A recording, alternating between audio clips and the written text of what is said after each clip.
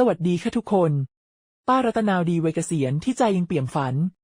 วันนี้ป้าจะชวนเพื่อนๆมาเรียนรู้จากหนังสือบุรุษผู้มั่งคั่งที่สุดในบาบิโลนเพื่อปั้นเงินให้งอกเงยในพุทธศักราช 2568 ที่ข้าวของแพงจนกระเป๋าสะเทือนขอบคุณจอร์จ เอส เคลสันผู้เขียนและวัฒนาวงศ์ฉัตรผู้แปลที่มอบภูมิปัญญาโบราณให้เราใช้ได้จริงคลิปนี้ป้าจะพาทุกคนไปพบวิธีเริ่มบริหารเงินจากศูนย์สร้างความมั่งคั่งที่มั่นคงแม้เศรษฐกิจจะแกว่งไกวด้วยเรื่องเล่าจากเมืองบาบิโลนที่ทั้งสนุกและลงมือทำได้ทันทีเลยค่ะเมื่อป้าเปิดหนังสือเล่มนี้เหมือนเห็นบันไดทองคำที่นำทุกคนสู่ความร่ำรวยขอแค่ใจมุ่งมั่นและเริ่มก้าวแรกทุกคนพร้อมเดินไปกับป้าแล้วใช่ไหมคะป้าอยากให้เพื่อนวัยเกษียณอย่างเรามีเงินใช้สบายใจไม่ต้องกังวลค่ายาหรือค่าข้าวที่พุ่งสูงถ้าชอบคลิปนี้ช่วยกดไลค์กดแชร์และติดตามช่องป้าไว้นะคะและถ้าอยากให้ป้าทำคลิปดีๆต่อฝากสนับสนุนเล็กๆผ่านลิงก์บายมีอะคอฟฟี่ได้เลยค่ะจะได้มีแรงต้มน้ำมะตูมเล่าเรื่องให้ทุกคนฟังยาวๆเอาล่ะเปิดหน้าหนังสือแล้วไปเริ่มต้นสู่ถุงเงินที่อู้ฟู่กันเลยค่ะป้าฟังแล้วตื่นเต้นเลยค่ะลองนึกภาพในพุทธศักราช 2568 ที่ค่ายาและค่าข้าวพุ่งสูงถ้าเรามีเงินเก็บเหมือนกำแพงป้องกันใจมันจะดีแค่ไหนป้าลองทำตามดูเงินบำนาญป้าเดือนละ 12,000 บาทป้าเก็บ 1,200 บาทไว้ในบัญชีฝากประจำก่อนเลยเหมือนตั้งเสาเข็มให้ชีวิตมั่นคงที่เหลือป้าจดบัญชีรายจ่ายแยกของจำเป็นจากของอยากได้อย่างเมื่อก่อนป้าชอบซื้อของตกแต่งบ้านตามโฆษณาสุดท้ายกลายเป็นที่วางของรกๆป้าตัดใจเลิกซื้อหันมาซ่อมของเก่าเช่นโต๊ะไม้เก่าที่ขาโยกป้าซ่อมเองด้วยกาวและตะปูเงินเลยเหลือมากขึ้นในบาบิโลนอาคัสสอนบันเซอร์และคอบบีว่าการเก็บเงินต้องทำสม่ำเสมอเหมือนหยดน้ำที่เติมโอ่งจนเต็มและต้องใช้เงินอย่างมีสติไม่มีความอยากพาเงินหลุดมือเขาเล่าถึงครั้งหนึ่งที่เคยซื้อผ้าไหมราคาแพงเพื่ออวดเพื่อนแต่สุดท้ายต้องขายทิ้งเพราะขาดเงินซื้ออาหารป้าขำเลยค่ะนึกถึงตอนที่ป้าซื้อหม้อทอดไร้น้ำมันตามโฆษณาใช้ไป2 ครั้งก็เก็บเข้ากรุกลายเป็นที่วางผ้าเช็ดจานไปเฉยๆตอนนี้ป้าลองเปลี่ยนพฤติกรรมซื้อเฉพาะของจำเป็นเช่นข้าวสารผักสดและยารักษาโรคป้าคิดถึงเพื่อนวัยเกษียณที่เจอกันในงานวัดบางคนบ่นว่าเงินบำนาญไม่พอเพราะซื้อของฟุ่มเฟือยหรือให้ยืมเงินจนไม่ได้คืนป้าเลยชวนเพื่อนทำตามวิธีของอาคัตเริ่มจากเก็บ 10% ของเงินที่ได้ไม่ว่าจะมากหรือน้อยอย่างเพื่อนป้าคนหนึ่งมีเงินบำนาญ 8,000 บาทเธอเก็บ 800 บาททุกเดือนและลดการซื้อน้ำหวานสำเร็จรูปหันมาต้มน้ำใบเตยดื่มเองทั้งประหยัดทั้งหอมหวานเธอบอกว่าตอนนี้ใจเบาขึ้นเพราะมีเงินเก็บไว้ใช้ยามฉุกเฉินสิ่งที่ป้าชอบในเรื่องของอาคัตคือความหวังที่เขาให้ถึงเราจะเริ่มจากศูนย์แต่ถ้ามีวินัยและใจที่กล้าฝันความมั่งคั่งก็อยู่ไม่ไกลป้าเห็นภาพกระเป๋าเงินของเราค่อยๆแต่งตึงราวผลมะม่วงสุกงอมมันไม่ใช่แค่เงินแต่เป็นความสบายใจในวันที่ชีวิตผันผวนในพุทธศักราช 2568 ที่ร้านค้าปิดตัวและค่ารักษาพยาบาลสูงเงินเก็บคือโล่ที่ปกป้องเราป้าลองคิดถึงวันที่ต้องจ่ายค่ายาหรือซ่อมหลังคาบ้านที่รั่วถ้ามีเงินสำรองใจเราจะเบาขึ้นเยอะอาคัตยังเล่าถึงความผิดพลาดในอดีตเขาเคยให้ยืมเงินเพื่อนที่สัญญาจะคืนแต่สุดท้ายไม่ได้คืนสักแดงทำให้เขาเรียนรู้ว่าต้องระวังการใช้เงินป้าฟังแล้วนึกถึงเพื่อนบ้านที่ยืมเงินไปซื้อของแล้วหายหน้าไปเลยตอนนี้ป้าตั้งกฎถ้าให้ยืมต้องมีหลักฐานและไม่ให้เกินที่ตัวเองจะรับได้การเก็บเงิน 10% ช่วยให้ป้ามีเงินสำรองไม่ต้องกังวลเมื่อมีคนมาขอยืมในบาบิโลนอาคัตบอกว่าการเก็บเงินไม่ใช่การกีดกันความสุขแต่เป็นการสร้างหลักฐานให้ชีวิตเหมือนปลูกต้นมะม่วงที่ให้ผลในวันข้างหน้าป้าลองมองไปรอบตัวเราไม่ต้องมีบ้านใหญ่เหมือนอาคัตแต่ถ้ามีเงินเก็บสักก้อนชีวิตก็เหมือนมีแสงสว่างในวันที่มืดมิดป้าจึงเริ่มเก็บเงินทุกเดือนและตัดค่าใช้จ่ายที่ไม่จำเป็นเช่นซื้อเสื้อผ้าตามแฟชั่นหรือกินข้าวนอกบ้านบ่อยๆป้าลองปลูกผักหลังบ้านอย่างผักกาดและผักบุ้ง เก็บมากินกับข้าวต้มมื้อเย็นอร่อยและประหยัดสุดๆป้ายังลองทำของใช้เองเช่นถุงผ้าจากเสื้อเก่าใช้ไปจ่ายตลาดแทนถุงพลาสติก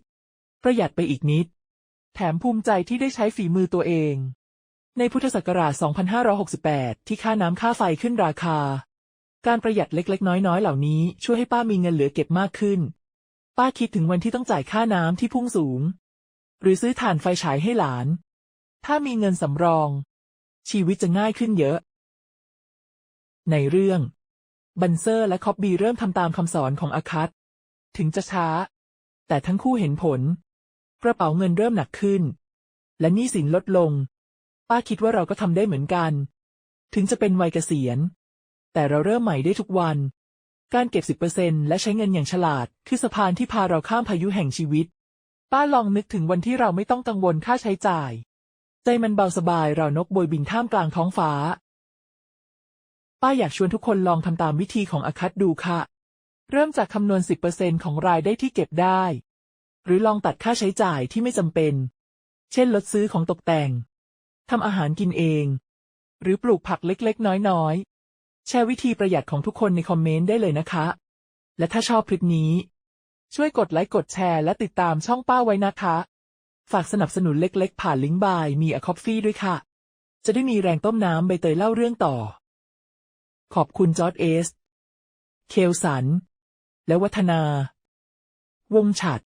ที่มอบภูมิปัญญานี้ให้เราไปต่อกันที่วิธีเยียวยากระเป๋าเงินในส่วนถัดไปเลยค่ะจากคำสอนของอาคัตที่จุดแสงแห่งความมั่งคั่งให้บันเซอร์และคอบบีป้าพลิกหน้าหนังสือบุรุษผู้มั่งคั่งที่สุดในบาบิโลนไปเจอบทที่เล่าถึง7วิธีเยียวยากระเป๋าเงินราวกับคัมภีร์ลับที่ทำให้กระเป๋าหนักแน่นเหมือนกำแพงเมืองบาบิโลนป้าเห็นภาพถนนในเมืองนั้นเลยค่ะพ่อค้าคึกคักแต่ละคนมีวิธีทำให้เงินอยู่กับตัวในพุทธศักราช 2568 ที่ค่าน้ำค่าไฟพุ่งสูงค่ารักษาพยาบาลทำใจสั่น7วิธีนี้คือกุญแจที่ช่วยวัยเกษียณอย่างเรามีเงินใช้สบายใจไม่ต้องกังวลวันข้างหน้าวิธีแรกเริ่มเก็บเงินให้กระเป๋าหนักอันกามิสสอนว่าทุกครั้งที่ได้เงินต้องเก็บ 10% ก่อนใช้จ่ายป้าเห็นเงินเก็บเหมือนรากไม้ที่ยึดบ้านให้แข็งแรงป้าลองทำดูเงินบำนาญ 12,000 บาทต่อเดือนป้าเก็บ 1,200 บาทใส่บัญชีฝากประจำทันทีเหมือนวางอิฐก้อนแรกของกำแพงชีวิตเพื่อนป้ามีเงินบำนาญ 10,000 บาทเธอเก็บ 1,000 บาททุกเดือนบอกว่าตอนนี้ใจเบาขึ้นเพราะมีเงินสำรองยามฉุกเฉินในพุทธศักราช 2568 ที่ค่ารักษาโรคเรื้อรังแพงการเก็บเงินก่อนคือเกราะป้องกันใจวิธีที่ 2 ควบคุมค่าใช้จ่ายต้องแยกความจำเป็นจากความอยากและจดบัญชีรายจ่ายทุกบาทป้าคิดถึงตอนซื้อน้ำผลไม้สำเร็จรูปวันละ30 บาทเดือนหนึ่ง900 บาทป้าตัดใจต้มน้ำมะนาวดื่มเองใช้มะนาวจากสวนใส่น้ำผึ้งนิดหน่อยหอมหวานแถมประหยัดป้าจดบัญชีพบค่าสมัครแอปดูหนังที่ไม่ได้ใช้200 บาทต่อเดือนป้าตัดออกเงินที่เหลือซื้อข้าวสารได้อีกถุงอันกามิตรเปรียบค่าใช้จ่ายเหมือนลมพัดผ่านต้องจับไว้ไม่งั้นกระเป๋าจะว่างเปล่าวิธีที่ 3 ทำให้เงินงอกเงยเงินที่เก็บต้องไม่นอนนิ่งต้องลงทุนกับผู้รู้จริงอันกามิตรนำเงินฝากในธนาคารที่น่าเชื่อถือได้ดอกผลงอกเงยป้าลองศึกษาแล้วเลือกฝากในพันธบัตรรัฐบาลเสี่ยงต่ำและมั่นคงหลีกเลี่ยงโฆษณากำไรสูงที่ดูดีเกินจริงป้าเห็นเพื่อนบ้านหลงเชื่อโครงการลงทุนลมๆแล้งๆเสียเงินทั้งก้อนในพุทธศักราช 2568 ที่โฆษณาออนไลน์ล่อใจเงินต้องเหมือนเมล็ดที่ปลูกลงดินดีกลายเป็นป่าแห่งความมั่งคั่ง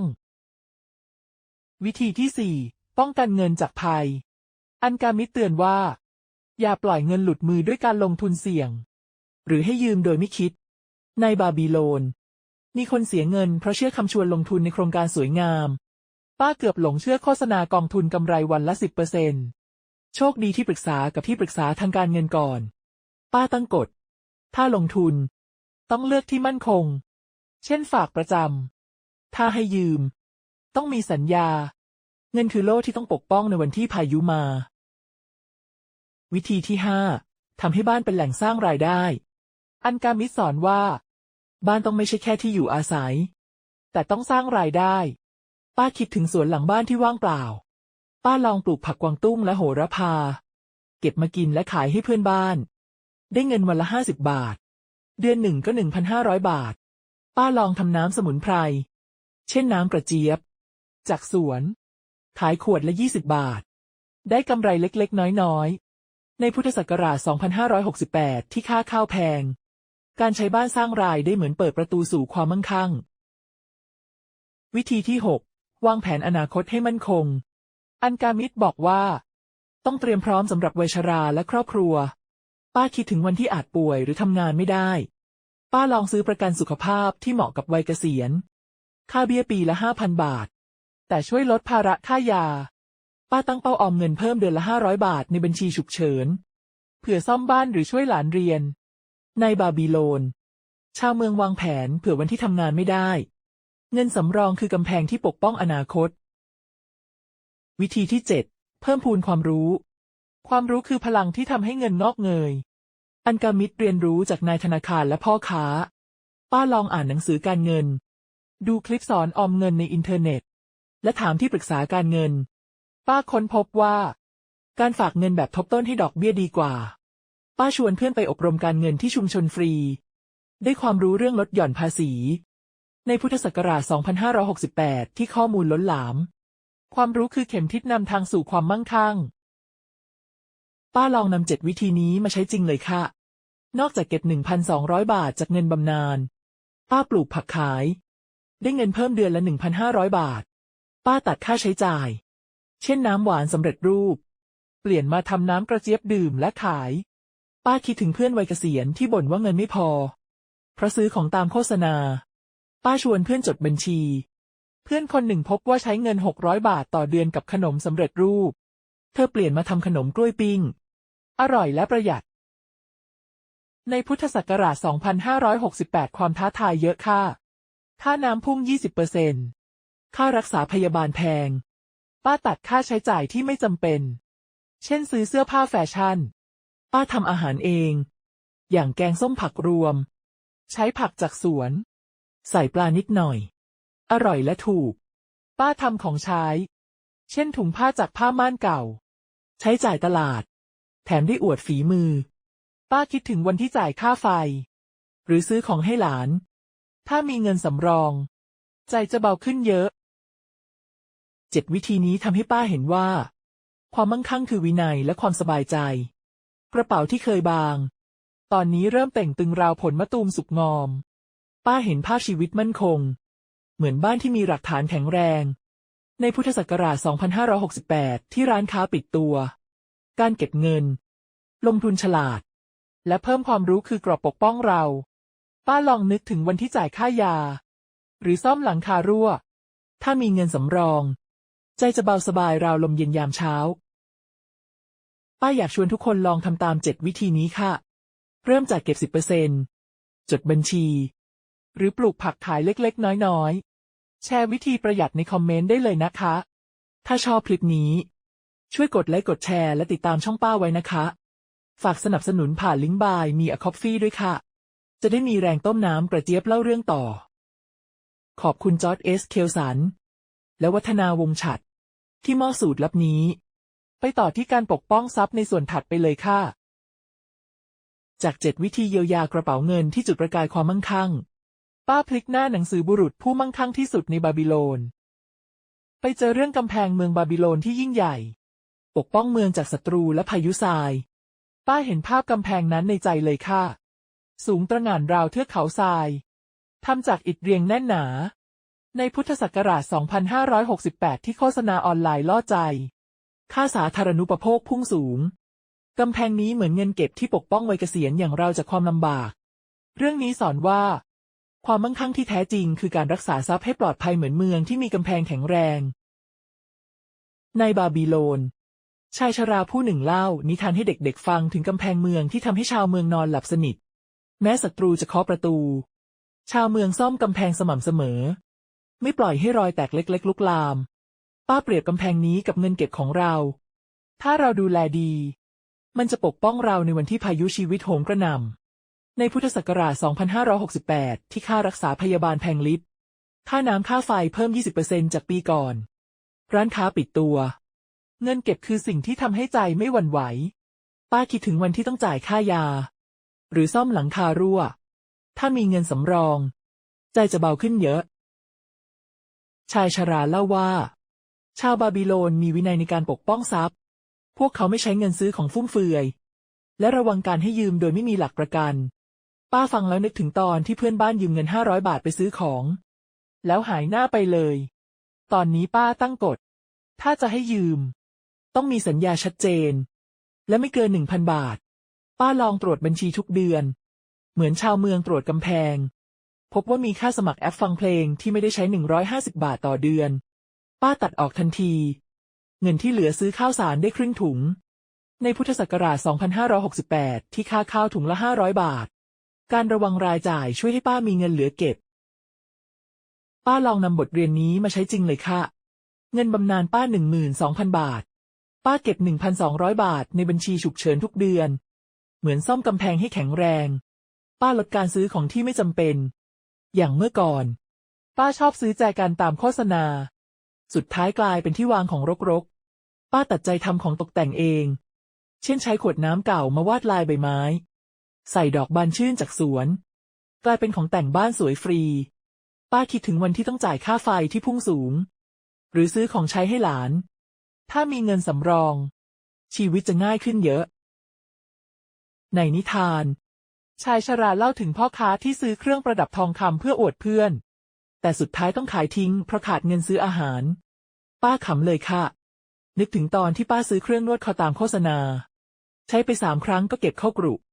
กลายเป็นที่วางผ้าเช็ดจานไปเฉยๆ ตอนนี้ป้าตั้งใจซื้อของจำเป็นเท่านั้น เช่นผักสด น้ำมันพืช และยารักษาโรค ป้าลองปลูกผักสวนครัว เช่นผักบุ้งและมะเขือ เก็บมากินกับน้ำพริก อร่อยและประหยัด ในพุทธศักราช 2568 ที่ผักในตลาดแพง การปลูกผักช่วยให้ป้ามีเงินเหลือเก็บมากขึ้น ชายชราสอนเด็กๆว่า ชาวบาบิโลนรู้ว่ากำแพงจะแข็งแรงได้ต้องดูแลต่อเนื่อง พวกเขาไม่ปล่อยให้ความอยากซื้อของฟุ่มเฟือยทำลายความมั่นคง ป้าคิดถึงเพื่อนวัยเกษียณที่เจอกันในงานวัด บางคนบ่นว่าเงินบำนาญไม่พอ เพราะซื้อของตามแฟชั่น หรือจ่ายค่าขนมหลานจนหมด ป้าชวนเพื่อนลองตรวจบัญชีรายจ่าย เพื่อนคนหนึ่งพบว่าใช้เงิน300 บาทต่อเดือนกับน้ำหวานสำเร็จรูป เธอเปลี่ยนมาต้มน้ำตะไคร้ดื่มเอง ถูกและดีต่อสุขภาพ ตอนนี้เธอมีเงินเก็บเพิ่ม ใจเบาขึ้นเยอะ ป้าลองทำของใช้เองด้วย เช่นใช้ผ้าขาวม้าตัวเก่ามาเย็บเป็นผ้าม่านเล็กๆ แขวนหน้าต่าง ประหยัดและสวย ในพุทธศักราช 2568 ที่โฆษณาออนไลน์ชวนซื้อของทุกวัน การระวังตัวเหมือนชาวบาบิโลนช่วยให้ป้าไม่หลงกล ป้าคิดถึงวันที่ต้องจ่ายค่ายา หรือซ่อมเก้าอี้โยกที่หลานชอบ ถ้ามีเงินสำรอง ใจจะเบาขึ้น ป้าเห็นเงินเก็บเหมือนกำแพงที่ส่องแสงราวดวงดาวในคืนมืด ปกป้องเราจากพายุแห่งความกังวล ในบาบิโลน ชาวเมืองระวังการลงทุนที่เสี่ยงเกินไป ชายชราเล่าถึงพ่อค้าที่เกือบเสียเงินทั้งหมดเพราะลงทุนในโครงการที่ดูดีเกินจริง ป้านึกถึงเพื่อนที่เกือบหลงเชื่อโฆษณากองทุนกำไรวันละ 10% โชคดีที่เธอปรึกษาที่ปรึกษาการเงิน ป้าตั้งกฎ ถ้าจะลงทุน ต้องเลือกที่มั่นคง เช่นฝากประจำ หรือพันธบัตรรัฐบาล เงินของเราคือโล่ที่ต้องปกป้อง ป้าลองนำเงินเก็บ 10,000 บาทไปฝากในบัญชีที่ให้ดอกเบี้ยมั่นคง ถึงไม่มาก แต่เหมือนเมล็ดที่ค่อยๆงอกเป็นต้นไม้ใหญ่ ป้าคิดถึงวันที่ต้องจ่ายค่าเดินทางไปหาหมอ หรือซื้อของใช้ให้หลาน ถ้ามีเงินสำรอง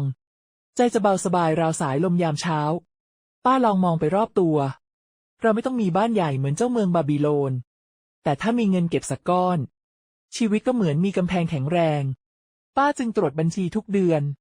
ตัดค่าใช้จ่ายที่ไม่จำเป็น เช่นซื้อเครื่องประดับตามแฟชั่น หรือกินข้าวนอกบ้าน ป้าทำอาหารเอง อย่างแกงจืดผักรวม ใช้ผักจากสวน ใส่เต้าหู้นิดหน่อย อร่อยและถูก ป้าทำของตกแต่งจากของเก่า เช่นใช้กล่องไม้เก่ามาทาสี ทำเป็นชั้นวางของ สวยและไม่ต้องเสียเงิน ในนิทาน ชายชราสอนว่า ความมั่งคั่งคือการรักษาเงินให้อยู่กับเรานานป้าเห็นภาพกำแพงเมืองนั้น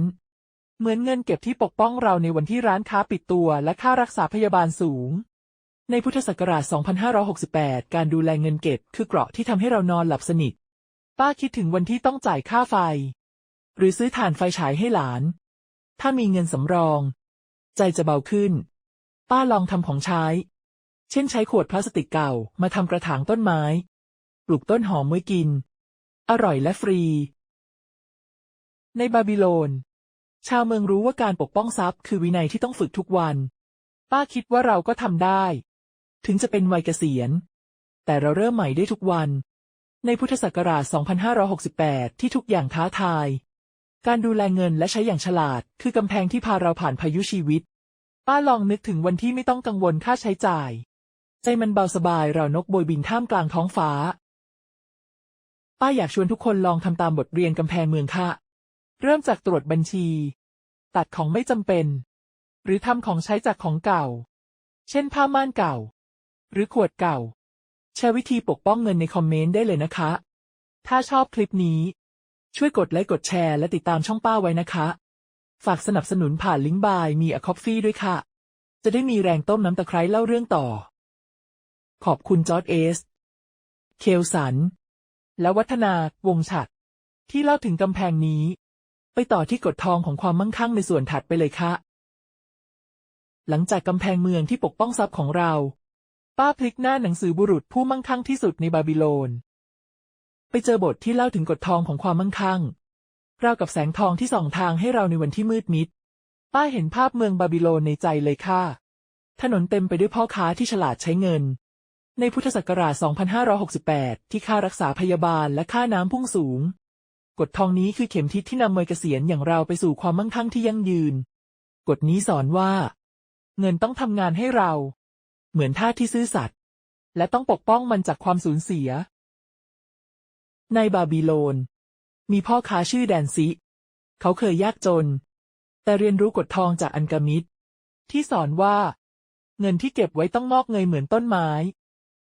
แดนซิเริ่มจากเก็บ 10% ของรายได้และนำเงินนั้นไปลงทุนกับนายธนาคารที่ไว้ใจได้ป้าคิดถึงเงินบำนาญของตัวเองเลยค่ะ 12,000 บาทต่อเดือนป้าเก็บ 1,200 บาทและนำ 5,000 บาทไปฝากในพันธบัตรรัฐบาลเสี่ยงต่ำและให้ดอกเบี้ยมั่นคงในพุทธศักราช 2568 ที่โฆษณาออนไลน์ชวนลงทุนเสี่ยงป้าต้องระวังเหมือนแดนซิที่เลือกนายธนาคารฉลาดแดนซิเล่าว่า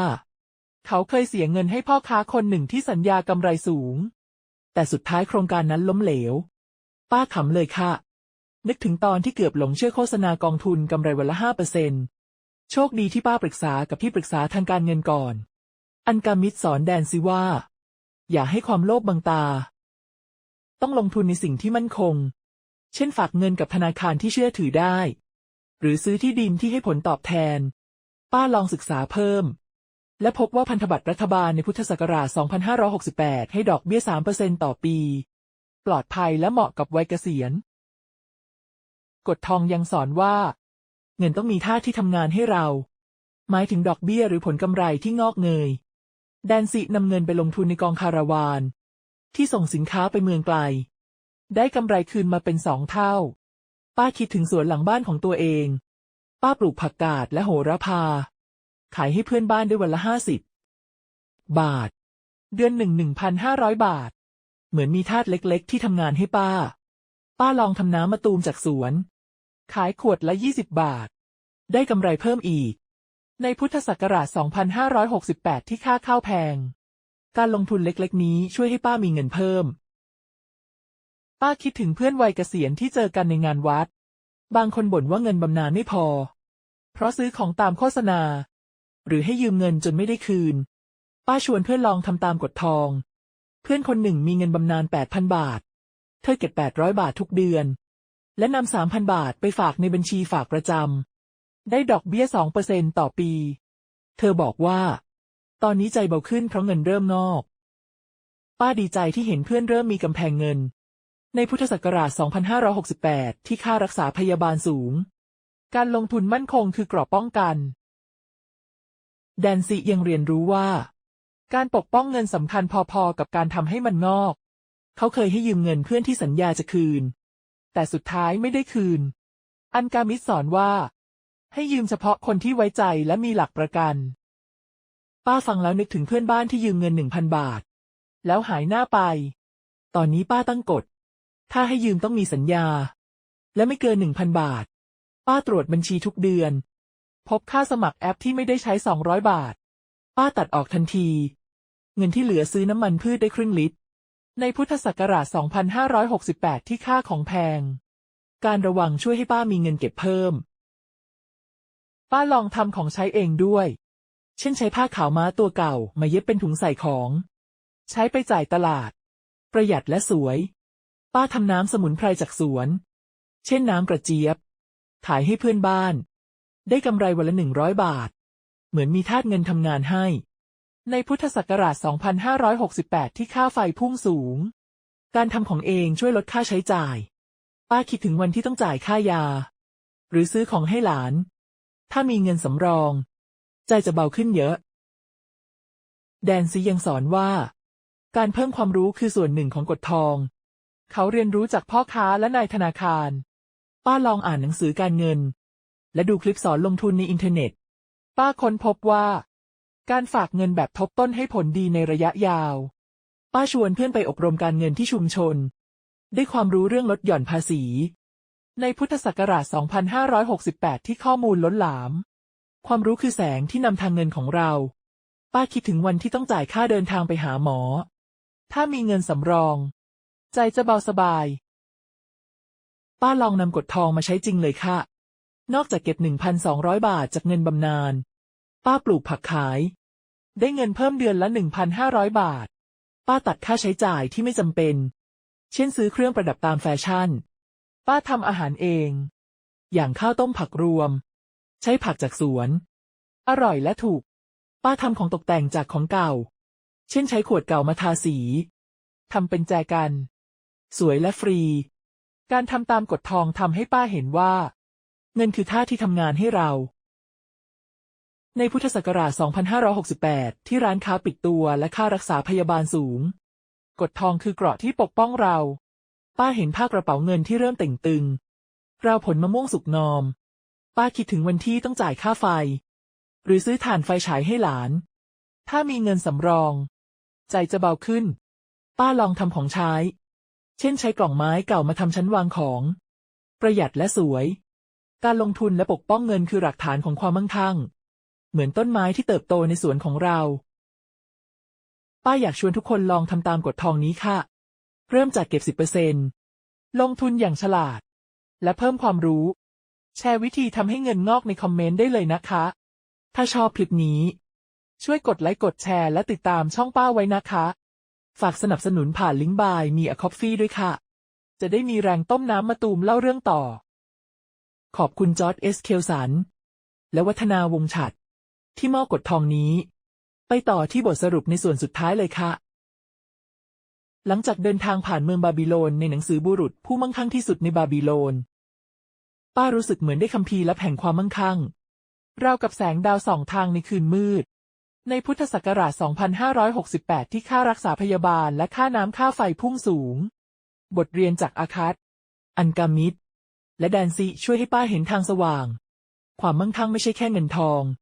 แต่เป็นความสบายใจที่มาจากวินัยและการวางแผน ป้าอยากสรุปบทเรียนให้ทุกคนนำไปใช้ได้จริง เพื่อให้กระเป๋าเงินเต่งตึงเหมือนผลมะตูมสุกงอม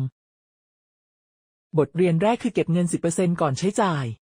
ป้าเก็บ 1,200 บาทจากเงินบำนาญ 12,000 บาททุกเดือน เหมือนวางอิฐก้อนแรกของกำแพงชีวิต เพื่อนป้าบางคนเริ่มเก็บ 500 บาทจากเงิน 5,000 บาท บอกว่า ใจเบาขึ้นเมื่อมีเงินสำรอง การเก็บเงินสม่ำเสมอคือหลักฐานของความมั่งคั่ง ในพุทธศักราช 2568 ที่ค่าข้าวถุงละ 500 บาท เงินสำรองช่วยให้เรานอนหลับสนิท บทเรียนที่ 2 คือควบคุมค่าใช้จ่าย ป้าจดบัญชีทุกบาท พบว่าใช้เงิน 300 บาทต่อเดือนกับน้ำหวานสำเร็จรูป ป้าเปลี่ยนมาต้มน้ำตะไคร้จากสวน ประหยัดและดีต่อสุขภาพ ป้าตัดค่าสมัครแอปที่ไม่ได้ใช้ เช่นแอปดูหนัง 200 บาทต่อเดือน เงินที่เหลือซื้อผักสดได้อีกถุง ในพุทธศักราช 2568 ที่ค่าน้ำพุ่ง 20% การจดบัญชีช่วยให้เราเห็นเงินรั่ว บทเรียนที่ 3 คือทำให้เงินงอกเงย ป้านำเงิน 5,000 บาทไปฝากในพันธบัตรรัฐบาล ได้ดอกเบี้ย 3% ต่อปี ปลอดภัยและมั่นคง ป้าปลูกผักกาดและโหระพาขาย ได้เงินเพิ่มเดือนละ 1,500 บาท เหมือนมีทาสเงินทำงานให้ ในพุทธศักราช 2568 ที่โฆษณาออนไลน์ชวนลงทุนเสี่ยง ป้าต้องระวัง เลือกเฉพาะการลงทุนที่ไว้ใจได้ บทเรียนที่ 4 คือปกป้องเงินจากภัย